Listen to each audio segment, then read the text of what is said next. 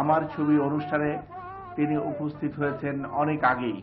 এবার এসেছেন উপমহাদেশের নন্দিত চলচ্চিত্রকার প্রয়াত ঋত্বিক কুমার ঘটকের স্মৃতিচারণ করতে। হাবিবুর রহমান খানের স্মৃতিতে ঋত্বিক কুমার ঘটক এবং তিতাস একটি নদীর নাম, এই নিয়ে শুরু হচ্ছে আমাদের সাপ্তাহিক আয়োজন আমার ছবি। ঋত্বিক ঘটক না হলে যেমন তিতাস হতো না, যেটা সত্যি। আমার নিজের নাম হতে যাচ্ছে, আমি না হলে তিতাস হতো। ঋত্বিক ঘটক, হাবিবুর রহমান খান, এই দুইটা না হলে ওই সময় তিতাস হওয়ার কোনো সম্ভাবনা ছিল না। একদিন এই বলতেছিল যে হ্যাঁ তুই ঠিক বলছিস, তুই মরে গেল কোনো ক্ষতি নেই, আমি মরে গেল কোনো ক্ষতি নেই, কিন্তু তিতাস যদি না হয়, এই ছবিটা যদি না হয়, তাইলে একটা ক্ষতি আছে একদিন। এবং এটা মধ্যে প্রেসের কোনো রিপোর্টারদের বলেছেন, এবং একটা কথা উনি পরে বলেছেন যে আমি জীবনে যে কটা ছবি করেছি আমি এরকম প্রডিউসার পাইনি।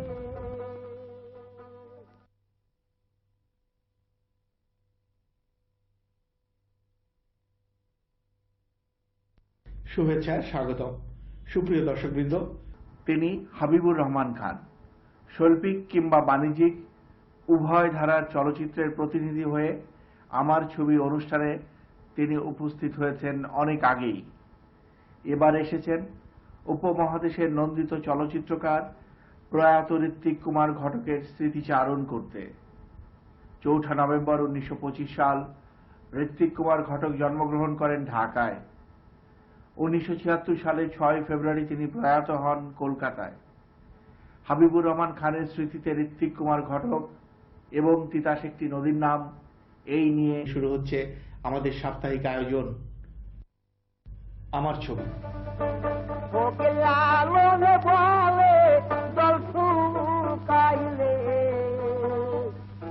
সেদিন নিন্দাবে হাওয়া আদবে নীলে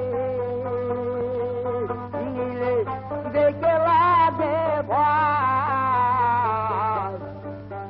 তোমার আদবে নীলে। আরে নৌকার গঙ্গা বুদায় তারা শুকনা দিয়ে যায়, তারা শুকনা দিয়ে যায় আদবে নীলে নীলে দেখে লাগে ভাই তোমার আদবে নীলে। বাংলাদেশ চলচ্চিত্রের উল্লেখযোগ্য ছবির কথা আলোচনা করতে গেলে প্রথমেই আসে তিতাস একটি নদীর নামের কথা। 1972 সাল সদ্য স্বাধীন বাংলাদেশে অদ্বৈত মল্ল বর্মণের কাহিনী নিয়ে ঋত্বিক কুমার ঘটকের পরিচালনায় প্রযোজক হিসেবে আত্মপ্রকাশ করলেন এক তরুণ, হাবিবুর রহমান খান। আমরা হাবিবুর রহমান খানের কাছে জানতে চাইব তিতাস একটি নদীর নাম এবং ঋত্বিক কুমার ঘটককে নিয়ে তার স্মৃতির কথা। 1972 সালের 21 ফেব্রুয়ারি উপলক্ষে এখানে বিশ্ববরেণ্য চলচ্চিত্রকার সত্যজিৎ রায় আসলেন। তার সঙ্গে একজন ভদ্রলোক তাকে অ্যাসিস্ট করার জন্য, রাদার তার প্রাইভেট সেক্রেটারি হিসেবে কাজ করার জন্য আসছিলেন ভারত থেকে। তার নাম তরুণ বক্সী। কথা প্রসঙ্গে আবার আলোচনা হলো, তো উনি বললেন ছবি টবি করবেন কিনা, তাহলে সত্যজিৎ সঙ্গে কথা বলুন। আমরা হ্যাঁ ছবি করার একটা খুব ইচ্ছা আছে, কিন্তু সেটা যদি ঋত্বিক ঘটককে পাই। উনি বলেন ঠিক আছে, আমি কলকাতা যাচ্ছি, আমি ঋত্বিক ঘটককে খুঁজে বের করবো, আপনি সত্যি ছবি করেন, আমি আপনার সঙ্গে আছি। হঠাৎ একদিন একটা ট্রাঙ্কল পেলাম কলকাতা থেকে, বললেন এত কষ্ট করে, উনি বহু কষ্ট করে একটা ট্রাঙ্কল করলেন, বললেন যে আমি হাবিব বাইশটা ওনার সঙ্গে আমার ফোন যুক্ত হয়ে গেছে, বলে হাবিব আমি ঋত্বিক ঘটককে পেয়েছি, তুমি আসো। ঋত্বিক ঘটকের সঙ্গে ফার্স্ট পরিচয়ের সময় আমার মনটা খুব খারাপ হয়ে গেল, কারণ আমার যে ঋত্বিক ঘটক সম্বন্ধে আমার যে স্বপ্ন ছিল, যাকে আমি যেভাবে দেখেছি, আমি দেখলাম যে উনি অসুস্থ। তারপরে আমাদের কথাবার্তা হলো, কথাবার্তা হওয়ার পরে আমি বললাম যে দাদা আপনি আমাকে আরেকটা ছবি দেখান আপনার। তখন উনি আমাকে নিয়ে গেলেন যে ছবিটা দেখতে, সেটা হলো সুবর্ণরেখা। সুবর্ণরেখার ছবি আমি হলে দেখার পরে আমাকে একজন জিজ্ঞেস করলো কিরকম লাগে। আমি বললাম যে আমার তখন এরকম ফিলিং হলো ওই ছবি দেখার পরে, আমি স্বতঃস্ফূর্তভাবে তাকে বললাম যে দেখো, আমার মনে হয় এই ধরনের একটা ছবি করার পরে একটা লোক মরে গেলে কোনো ক্ষতি নেই।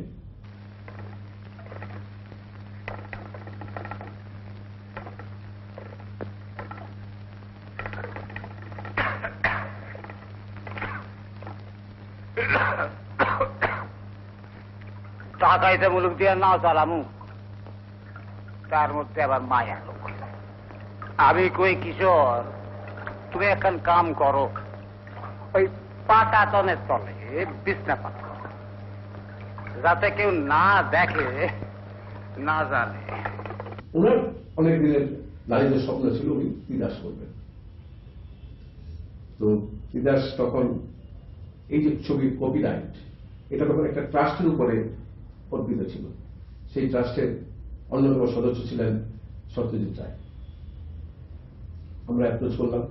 অ্যাপ্রোচ করার পরে ওখান থেকে সত্যজিৎ রায় বললেন যে ঋত্বিকবাবু যদি ছবি করে তাহলে এটা দেওয়া যেতে পারে। সেখান থেকে কপিরাইট নিলাম। নেওয়ার পরে শুরু হলো আমাদের যুদ্ধ।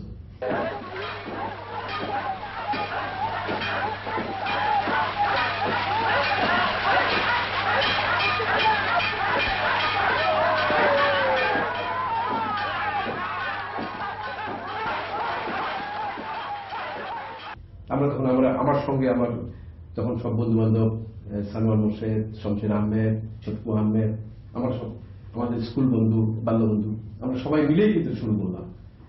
আরো মজার ব্যাপার হলো যে আমরা এত বড় একটা প্রজেক্ট শুরু করেছি, আমাদের সঙ্গে কিন্তু ইনফ্যাক্ট কোনো প্রফেশনাল লোক ছিল না। আমি প্রডিউসার, আমার বন্ধুরা সব সদ্য কেউ ইউনিভার্সিটি ফিরে আসছে, সব জাস্ট অ্যামেচার নিয়ে একটা পুরো অ্যামেচার গ্রুপ একটা ছবি শুরু করছি, তিতাসে কিরোদিন নাম, ডিরেক্টর ঋত্বিক ঘটক। আনবিলিভেবল। আমি এখন ভাবলে বুঝি যে এই ছবিগুলো আমাকে যদি আমি করতে আমি পারবো না।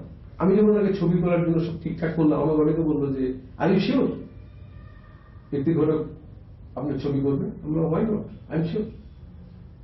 তো আমার কাছে যেটা চ্যালেঞ্জ ছিল যে একটা মুক্তিযুদ্ধ করে একটা দেশ স্বাধীন করতে পারলে, এতে একজন মানুষ, একজন ইন্ডিভিজুয়াল, ওনাকে দিয়ে একটা কাজ করাতে পারবো না, এটা হয় না। সেই স্পিরিট যে দেশ যখন স্বাধীন করেছি, আমার নিজস্ব যেটাই ছিল, বাসনা বলেন, আমার ইচ্ছা বলেন, এটাকে আমি রূপ দেবই। ওই স্পিরিট না থাকলে ঋত্বিক ঘটকের ছবি করা সম্ভব ছিল না, কিন্তু সত্যি কথা।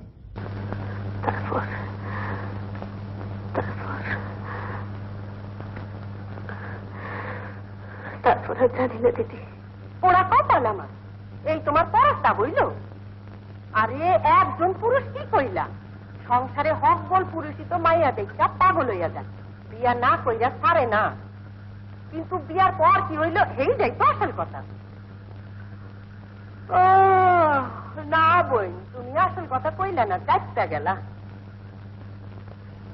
জানি না দিদি, জানলে কইতাম।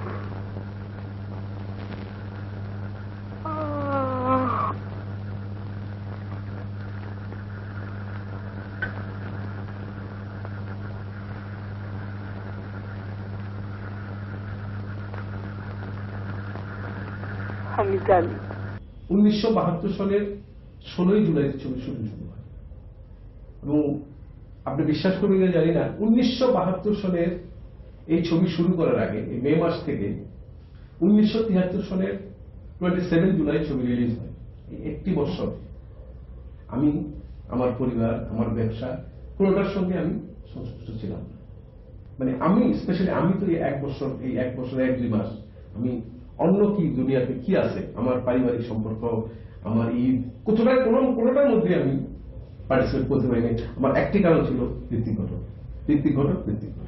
আর আমার সবসময় উৎসাহ ছিল, উদ্দীপনা ছিল, আমার পিছনে যেটা কাজ করেছে যে film is a collective art. আজকে যদি এই ছবিটা যদি হয় এবং এই ছবি যদি সত্যিকার একটা ভালো ছবি হয়, তাহলে পরে এই যে সুন্দর ছবি, এই সুন্দর একটা শিল্প সৃষ্টির মধ্যে আমি এজ এ প্রডিউসার, আমার পার্টিসিপেশন আছে, আমিও এর কিন্তু অংশীদার। এটা আমাকে বেশি উদ্বুদ্ধ করেছে। আমি তাই আর কি করতাম, এই ভাঙ্গা শরীর লইয়া টাইনা মাছ ধরতাম যাই, তোমরা সব লইয়া যাও, আমি মুক্ত হই। চলো চল চল।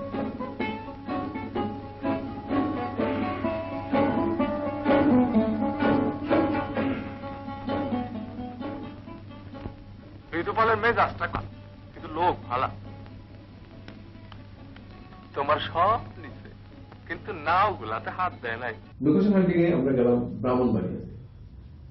প্রথম দিন যে ফিলিংটা একজন পরিচালকের, এটা ঠিক আমি বুঝতে পারি না। উনি হঠাৎ তিতাসের পানিতে নেমে আসলা বলে পানি উঠে মুখের মধ্যে মারছেন কয়েকবারই। আমি ওনাকে জিজ্ঞেস করলাম যে দাদা এটা কি, এইভাবে পানি মারার অর্থটা কি? অনেকক্ষণ তখন আমাদের তাকালেন। তখন আমার সঙ্গে একটু পরিচয়, বেশ শব্দ খুব বেশি না, কিন্তু আমাদের পরিচয়ের পর্বটা সংক্ষিপ্ত, কিন্তু আমাদের সম্পর্কটা দ্রুত এগিয়েছে। তুমি বললো এটা তুই বুঝবি না। আমি বললাম না, আমাকে তো বলতে হবে। তখন বললো দেখ, আমার যে একটা স্বপ্ন ছিল যে আমি তিতাসে ছবি করবো, তিতাসে নদীর নাম নিয়ে, সেই ছবি তো পশ্চিমবাংলায় তো তিতাস নাই, ওখানে তো করা সম্ভব না। আমি আজকে সত্যি যে তিতাসে আসছি, এই তিতাসের এই পানি, এই জল, আমি এই মুখে মারার অর্থ হলো যে আমি এখানে আসি, অনুভূতিটা নিচ্ছি যে আজকে যে আমি সত্যি সত্যি তিতাসে আছি। এই হলো আমার এই অনুভূতির জন্য আমি এটা করতেছি। শুরু হলো শুটিং। আমাদের উনি যে সমস্ত কঠিনতম জিনিস দিলেন, আমরা by the grace of God সবকিছু আমরা আইনি বেআইনি, তখন কোনো আইনও মানে নেই। একটা জেনারেটর ছিল যেখানে সরকারি এক জেনারেটর, এখন হাসি পায়। সেই সময় আর্মস নিয়ে সেখানে গিয়ে হাজির হলাম, বললাম যে আমাদের জেনারেটর লাগবে। তখন আমাকে ওখান থেকে বললেন দেখেন আপনারা আমাদের চাকরিটা কেন না, আপনারা ওখানে যান, ওখানে গিয়ে এটাকে একটা সরকারি ভাবে এটা নেওয়ার যে প্রসেস আছে সেইভাবে যান। গেলাম, যা বললাম, ওনার নাম জামান সাহেব, জামান ভাই আমার এটা লাগবে। আমি এটা কিভাবে দেবো, আমার তো এখানে আমার নাই, এটা আমার সরকারি কাজের জন্য। আমি বললাম এটা তো আমি জানি না, আপনি যদি না দেন আমি কালকে নিয়ে যাবো। আমার কিন্তু স্পিড কাজ করেছে, যে একটা যে আমাকে যে শক্তিটা আমাকে করেছে সেটা হলো যে আমি এরকম একটা কিছু করতেছি, এটা ভালো কিছু করতেছি, এবং এটার জন্য এটা আমি কোনো ব্যক্তিগত লাভের জন্য করতেছি। আমার সেই যুদ্ধের স্পিডে, আর তখন তো বুঝেন যে বয়স কম, শব্দ কাজে রাইফেল, তো কমনে পিস্তল, তো একটা অন্যরকম স্পিড। আমার বড় চিন্তা ধরছে, কি কারণে পাগল হচ্ছে এইটা তো তুমি আর জানো না। জানি তো, মনের মানুষ হারাইয়া পাগল হয়েছে। তুমি তো তার মনে মানুষ মিলাই দিতে পারো না। তা পারি না, তার চেষ্টা করে দেখতে পারি নিজে তার মনের মানুষ হইতে পারে কিনা। তোমার মনে উতলা করছে রীতি, তোমার এখন একজন পুরুষ মানুষ দরকার।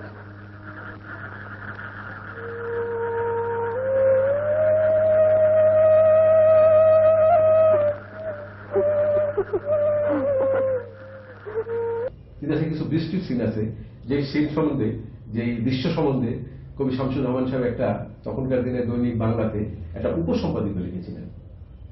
সেই বৃষ্টির সিন যখন হয়, এই কারণে আমাদের ফায়ার ব্রিগেড দরকার হল। আবার সেই আপনার সেই যুদ্ধ, গেলাম ব্রাহ্মণবাড়িয়া শহরে, সেখানে ফায়ার ব্রিগেড স্টেশনের 2টা না 3টা মেশিন আছে। তাদেরকে বললাম যে এই তো ফায়ার ব্রিগেড দিতে হবে, বললো যে আমাদের তো মেশিন। আমাকে আবার সাহায্য করেছিল তখনকার দিনে তথ্যমন্ত্রী ছিলেন মিজানুর রহমান চৌধুরী। উনি আমাকে একটা চিঠি দিয়েছিলেন একটু হুম ইট মে কনসার্ন, যে এই ছবিটাকে সাহায্য করার জন্য যাবতীয়। আমি একটা ফটোকপি দিয়ে বললাম যে দেখেন সরকারি পারমিশন আছে, আর আপনারা যদি আমাদের সঙ্গে যান ভালো, না হলে আমি আপনাদের যে ফায়ার যে মেশিন আছে, যেটা পাম্প আছে, আমি নিয়ে যাবো। আমার বন্ধু তখন আব্দুল কুদ্দুস মাখন, তো বুঝতেই পারেন। তো এখন ভাবি যে কিছুটা হয়তো ব্যয় করেছি। তখন ফায়ার ব্রিগেড ওখানে টেলিফোন করলো, বলে যে না আপনি কাজ করেন, এটা নিয়ে যান। আমরা যে শুটিংটা করেছিলাম সেটা মনতলা বলে একটা জায়গা এই তিতাসে, সেখানে কিন্তু এই বৃষ্টির সিন। এবং ইন্টারেস্টিং ব্যাপার হলো, আমরা যখন শুটিং করতেছি তখন বৃষ্টি ছিল না। যখন আমরা শুট স্টার্ট হলো তখন কিন্তু বৃষ্টিও আসলো, এবং সঙ্গে সঙ্গে আমরা পাঞ্চ করলাম ফায়ার ব্রিগেডের হোস পাইপ দিয়ে। যার জন্য বৃষ্টিকে দেখবেন ওখানে কখনো মনে হয় না যে বৃষ্টিটা কোনো তৈরি বৃষ্টি। এত ন্যাচারাল।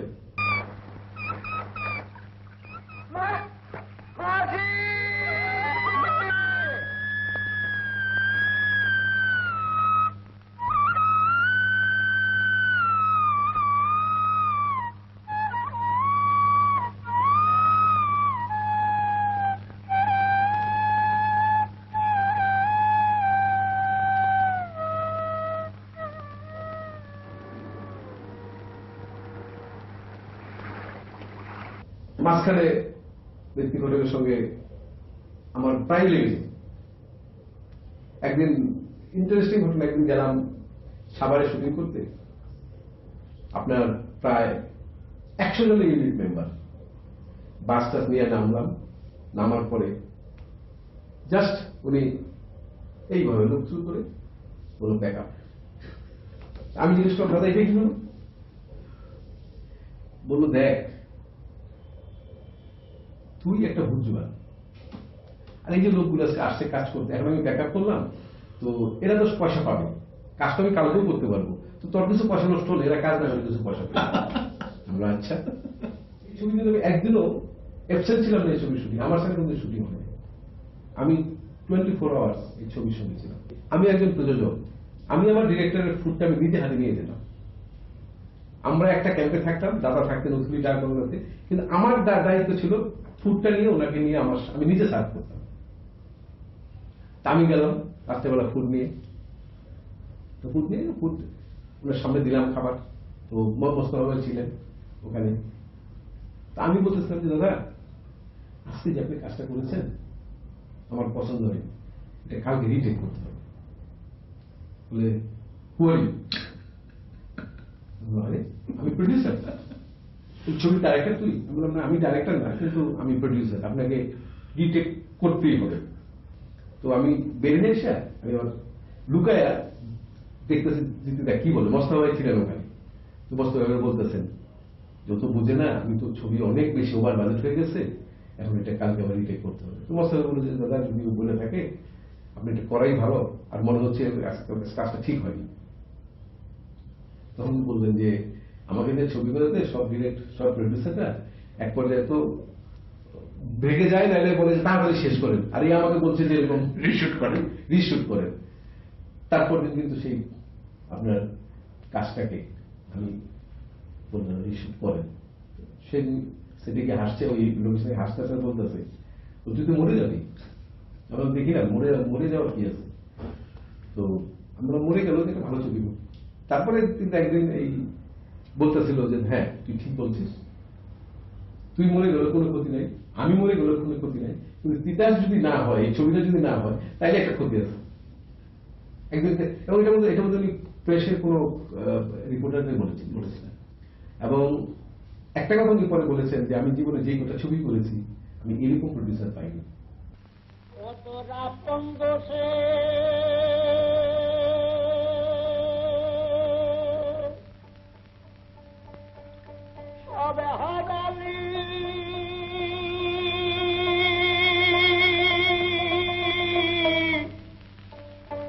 এই দশা কোন দিদিকা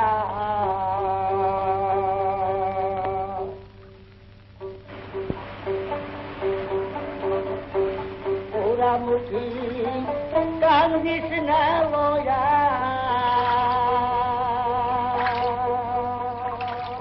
এক পর্যায়ে ওনার সঙ্গে আমার এই ধরনেরই হলো যে আমি ওনাকে ছাড়ছি না, বলে যে বলে তুই জানোস আমি অনেকের ছবি ইনকমপ্লিট করে রেখেছি, চলে গেছে, আমি ছবি করি নাই, এই আমার এই ব্যবস্থাও আছে, ইতিহাস আছে। আমরা হ্যাঁ এটা আপনার থাকতে পারে, কিন্তু আপনিও জানেন না আমি কে, আমার কোনো ইতিহাস ইনকমপ্লিট নাই, আপনাকে ছবি শেষ না করার কোনো উপায় নেই। আপনারা দেখেন দাদা যদি আমার ছবি শেষ না হয় আমি আপনাকে বেড়ে দেবো। কি বলছি আমি বললাম তো ছবি আপনাকে শেষ করতে হবে, আমি আপনার এই ছবি আমি আপনার সঙ্গে আছি, আপনি যা বলবেন কিন্তু ছবি আপনাকে শেষ করতে হবে।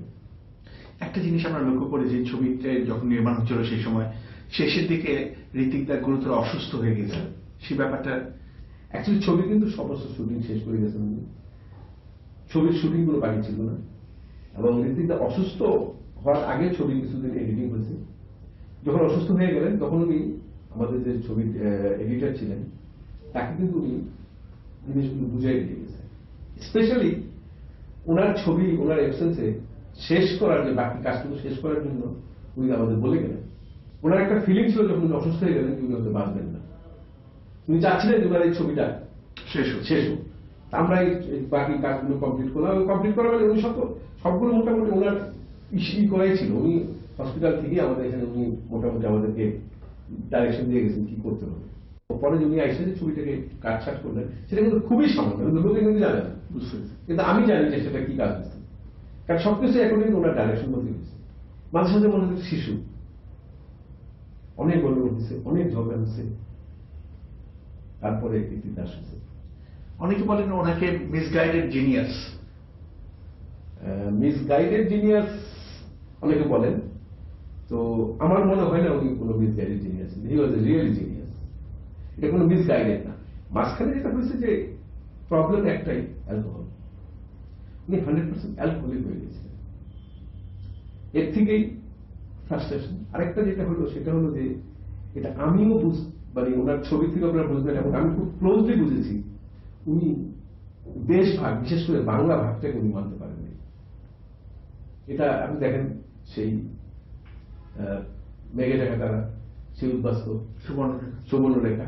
কমল গান্ধা দেখেছি আমি জানি না, কমল গান্ধারের যে একটা স্পেশাল একটা সিন এবং একটা শর্ট যেটা দেখলে এখনো মানে আমি ভাবতেই পারি না যে কিভাবে হিরো হিরোইন একটা নদীর পাড়ে দাঁড়িয়ে আছে, ডায়লগ আছে ওখানে যে হিরো হিরোইনকে বলছে বোধহয় যে দূরে একটা গ্রাম দেখায়, বলতেছে জানো ওই যে দূরে দেখা যাচ্ছে ওটা আমার দেশ, কিন্তু এখন আমি যেতে পারি না, ওটা আমার বিদেশ, এখন আমার কাছে এটা বিদেশ। এবং ছবি কিন্তু উনি যাই করেছেন মোটামুটি সবগুলি ছবিতেই এই জিনিসটা খুব হার্টটা ছিল। হ্যাঁ, এটা ওনার মনের এবং ওনার ছবির কাজে সঙ্গে ছিল। আরেকটা ইন্টারেস্টিং, এটা কিন্তু একটা প্রচলিত কথা আছে যে যে কোনো পরিচালকের কাজে ওনার ব্যক্তিগত জীবন এসে যায়, প্রতিফলন হয়, বাট দিস ইজ এক্সেপশন। একমাত্র ডিরেক্টর যেখানে আমি দেখছি তার চরিত্রে কোনো প্রভাব পড়েনি, ছবি যখন করেছেন ছবির মধ্যে ছবি করেছেন। ঋত্বিকদার সঙ্গে যে সম্পর্কটা ছিল, ঋত্বিকদার সঙ্গে ঋত্বিকদাকে যে ভালোবাসতাম, যে শ্রদ্ধা করতাম, এটা আপনার এটার সঙ্গে অন্য তুলনা করা যায়।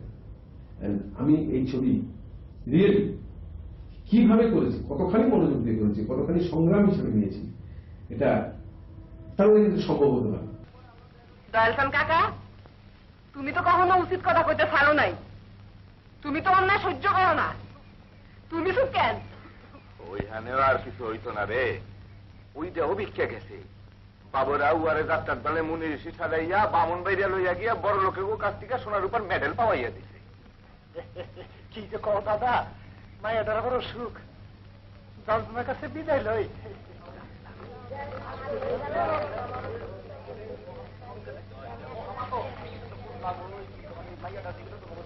মা মালুগো একতা গেছে, ভিতর থেকে সব পচিয়ে গেছে, ইয়া ঘর নিস্তার নাই। অনেকে বলেন ঋত্বিক ঘটক ছাড়া যেমন তিতাস হতো না, তেমনি হাবিবুর রহমান খান ছাড়াও তিতাস হতো না। এ ব্যাপারে আপনি কি বলেন? ঋত্বিক ঘটক না হলে যেমন তিতাস হতো না, যেটা সত্যি, আমার নিজের নাম এসে যাচ্ছে, আমি না হলে তিতাস হতো না।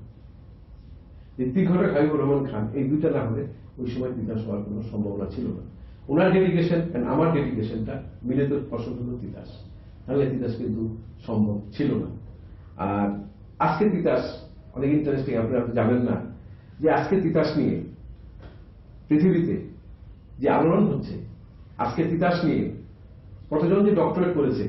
গত বছর দুয়েক আগে ক্যালিফোর্নিয়া থেকে একটা মেয়ে এই তিতাসের উপরে ডক্টরেট করার জন্য এই ঢাকায় এসেছিল, আমার সঙ্গে যোগাযোগ করেছে, কথা বলেছে।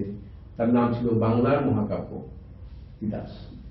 তো আজকে তিতাসের যে এভলিউশন হচ্ছে, এবং at the same time Ritwik Ghatak যে ডিরেক্টর হিসেবে তার এভলিউশন হচ্ছে, এবং এখানে অনেকেই বলছেন যে Titas is the best creation of Ritwik Ghatak. কিন্তু আমার জানি কেন মনে হয় এই ছবিটার সম্বন্ধে কেন মনে হয় যে আমার নিজের কিন্তু এর মধ্যে দ্বিমত আছে। আমার কেন জানি মনে হয় যে কমল গান্ধার হয়তো ভালো।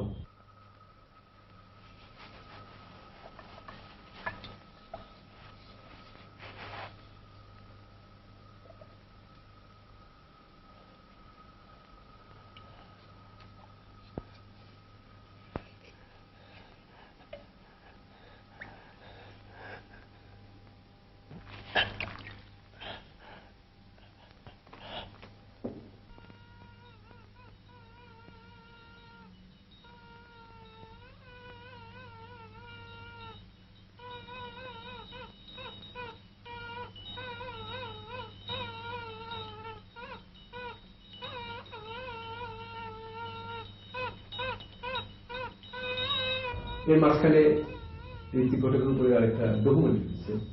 সে ভারতের নাগরিক, পরে ব্রিটিশ পাসপোর্ট হোল্ডার একজন ভদ্রলোক অরূপ সিং। আপনার ছবি, সেই ডকুমেন্টারির নাম হলো নেম অফ এ রিভার। এই ছবির বাংলাদেশ অংশের প্রযোজক তো আপনি? হ্যাঁ, আমি বাংলাদেশের এই ছবির প্রযোজক। ব্রিটিশ ফিল্ম ইনস্টিটিউট, ভারতের এনএফডিসি, বাংলাদেশ থেকে আমি। এই ছবি করার পিছনে আমার একটাই কারণ, সেটা হলো ঋত্বিক ঘটকের প্রতি আমার যে ভালোবাসা, যে শ্রদ্ধা, এই জন্যই কিন্তু আমি এই ছবিতে ইনভলভ হয়েছি এজ এ প্রডিউসার। এবং আমি মনে করি এটা আমার একটা প্রাইড যে আমি এটাতে ইনভলভ হতে পারছি। তিতাস একটি নদীর নামে বাংলাদেশের শিল্পী কলাকুশলীরা অভিনয় করেছিলেন, তাদের সম্পর্কে ঋত্বিক কুমার ঘটকের কি প্রতিক্রিয়া ছিল? ঋত্বিকদার প্রতিক্রিয়া খুবই ভালো ছিল, কারণ এখানে কিন্তু কোনো মানে ভারতীয় কোনো আর্টিস্ট আসেনি, এখানে টেকনিশিয়ান আসেনি। তো এখানে একজন মিউজিক ডিরেক্টর স্যার বাহাদুর হোসেন খান, উনি আসছিলেন এই ছবি মিউজিক দিতে। তার আগে বলেছিলাম যে আপনি তো ঢাকা থেকে মিউজিক দিতে হবে, এখানে আমি আনতে পারি। উনি বললেন যে এ তো ব্রাহ্মণবাড়িয়ার লোক, নেবি না। এবং এই ছবির জন্য আপনার স্যার বাহাদুর হোসেন খান গানও লিখেছিলেন, যদিও গানটা সুবিধাদাতা ইউজ করেন নাই, এবং সেই গানও প্রিজার্ভ করা আছে এই ছবির জন্যই লেখা। এবং সেই গানটা আমার এখনো দুইটা লাইন মনে আছে, জীবনটা তো একটি নদী শুধু বয়ে যায়। এবং ওই গানটাই বোধ হয় আমাদের যে বর্তমানে যে বিখ্যাত সিঙ্গার আবেদা সুলতানার প্রথম মানে চলচ্চিত্রের সলো রেকর্ডিং হলো জীবনটা তো একটি নদী শুধু বয়ে যায়। এইভাবেই এই ছবিটা দেখেন, এই ছবি সম্বন্ধে কিছু বললে আমি খুব ইমোশনাল হয়েছি, স্বাভাবিক। এটা আমার স্মৃতি এত ভাবে আমাকে উত্তেজিত করে। সবাইকে শুভেচ্ছা, ধন্যবাদ। ধন্যবাদ। ঋত্বিক ঘটকের তিতাস একটি নদীর নাম চলচ্চিত্রের ক্ষেত্রে যেমন অবিস্মরণীয় শিল্পকৃতি হিসেবে উল্লেখিত হবে, ঠিক তেমনি তিতাস একটি নদীর নামের প্রযোজক হাবিবুর রহমান খান দেশীয় চলচ্চিত্রে সম্মাননার শীর্ষে অবস্থান করবে। প্রযোজক হাবিবুর রহমান খানের কাছ থেকে আমরা আগামীতে আশা করব আরো তিতাস।